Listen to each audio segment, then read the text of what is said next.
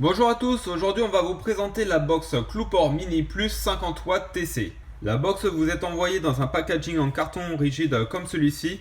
Vous pouvez voir donc sur la devanture la Cloupor Mini Plus, sur le côté les différentes couleurs, on va en avoir 5, la rose, la noire, la blanche, l'orange et la violette. Derrière on va avoir quelques indications sur la box et ses caractéristiques avec ici un scratch d'authenticité pour vérifier les numéros de série. En ouvrant maintenant la box, on va retrouver ici un manuel d'utilisation qui va être soit en anglais, soit en chinois, avec quelques illustrations. Donc là, vous allez voir les différents coloris qui seront disponibles. Ensuite, il va y avoir une carte VIP avec un numéro. La box avec une protection en silicone transparente. Un câble micro USB à rallonge pour pouvoir recharger votre box. Et ici, une petite pochette avec 4 aimants de rechange. Concernant ses caractéristiques techniques, elle va mesurer 78 mm de haut sur 37 de large pour 22 de profondeur. Au niveau de sa matière, c'est de l'aluminium. Sur le dessus, on va avoir un pin 510 en laiton qui est monté sur ressort. À l'intérieur, on va pouvoir insérer une batterie 18650 IMR amovible qui n'est pas fournie dans le pack. Et avec cette box, on va pouvoir aller de 1 à 50 watts au niveau de sa puissance avec des résistances détectées à partir de 0,1 ohm. Elle va avoir 3 modes, le mode wattage variable, voltage variable et contrôle de température. Concernant le contrôle de température, vous pouvez aller de 100 à 300 degrés Celsius ou de 200 à 600 degrés Fahrenheit. Avec cette box, vous pouvez vaper pendant 15 secondes en appuyant sur le bouton Fire. Au bout de 15 secondes, elle se mettra toute seule en protection. Il faudra relâcher le bouton et appuyer de nouveau pour refaire Fire. Elle va avoir aussi une protection contre les surchauffes. Une fois que son circuit atteint 60 degrés, il se coupera automatiquement. Il faudra attendre un petit peu qu'il refroidisse pour repartir. Vous allez avoir aussi une protection contre les faibles tensions. Une fois que votre batterie à l'intérieur arrive avec une tension inférieure à 3,4 volts, il se bloquera. Donc il faudra soit recharger par le port micro USB, soit directement enlever votre batterie par une nouvelle batterie qui est chargée. Et vous allez avoir une dernière protection contre les courts-circuits. Donc si vous avez un problème avec votre résistance, elle se coupera automatiquement. On va passer maintenant sur la partie du design. Sur le haut de la box, on va avoir le pin 510 en laiton qui est monté sur ressort pour que tous vos atomiseurs soient flush avec le dessus de la box, ainsi que 4 évents pour avoir une bonne circulation d'air entre l'atomiseur et la connectique. Sur la façade de côté, un bouton Fire, un écran OLED où il y aura toutes les informations de la box avec ici le bouton plus et le bouton moins. Sur la façade de côté, ici il va y avoir donc des petits ronds qui sont impactés, qui ne transperceront pas donc de l'autre côté. Donc voilà, c'est juste pour le design, comme sur sa version qui était avant en 30 watts. À l'intérieur, on pourra mettre une batterie 18650, on y reviendra par la suite. Sur l'autre façade de tangente, il n'y aura rien d'autre, il y aura juste ici quelques lignes pour faire son design. Sur l'autre façade, on va avoir la Cloupor qui va être incrustée, gravée. On va pouvoir donc le sentir au passage du doigt. Il en est de même pour le Mini Plus. Et donc en dessous de la box, on va voir ici la connectique micro USB pour pouvoir recharger vos batteries. Pour insérer la batterie à l'intérieur de la box, il vous suffira simplement de faire glisser le capot vers le bas pour ouvrir le compartiment. Ou alors utiliser la petite encoche sur le bas avec un petit ongle pour pouvoir l'ouvrir du bas vers le haut. Alors comment ça fonctionne la fermeture? Simplement par 4 aimants. Donc vous allez avoir aussi 4 aimants de remplacement qui sont inclus dans le pack. Vous allez avoir un sens et une orientation pour la batterie. Donc vous voyez en bas il y a le moins et en haut le plus. Vous prenez une batterie 18650 IMR avec le moins qui est en bas et le plus vers le haut. Vous prenez la petite languette, vous la mettez ici contre la box, vous insérez votre batterie à l'intérieur en appuyant pour qu'elle s'enclenche bien comme il faut. Vous rabattez la petite étiquette ici. Vous pouvez voir, il y a une petite étiquette de Cloupor de protection de garantie qu'il ne faudra pas enlever si vous voulez utiliser la garantie. Et ensuite, une fois que c'est terminé, vous remettez le capot et votre box est prête. À l'intérieur du pack, vous allez avoir un étui en silicone transparent pour pouvoir protéger votre box contre les coups ou tout simplement contre les chutes.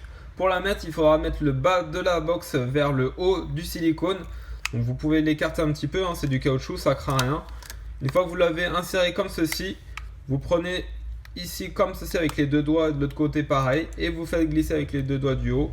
Et du coup, voilà, c'est vraiment très simple à mettre, c'est rapide et ça protège vraiment votre box. Une fois que vous avez inséré la batterie à l'intérieur de la box sera déjà allumée. Si vous voulez éteindre la box, il faudra faire 5 clics rapides, donc 1, 2, 3, 4, 5. Là, la box sera complètement éteinte et pour la rallumer, pareil, vous faites 1, 2, 3, 4, 5, donc 5 clics rapides. Vous allez avoir donc l'écran de chargement avec le logo CluePort Mini Plus et là, vous allez avoir accès au menu. Comme on l'avait déjà vu, il va y avoir 3 modes différents, le mode wattage variable, le mode contrôle de température et le mode voltage variable.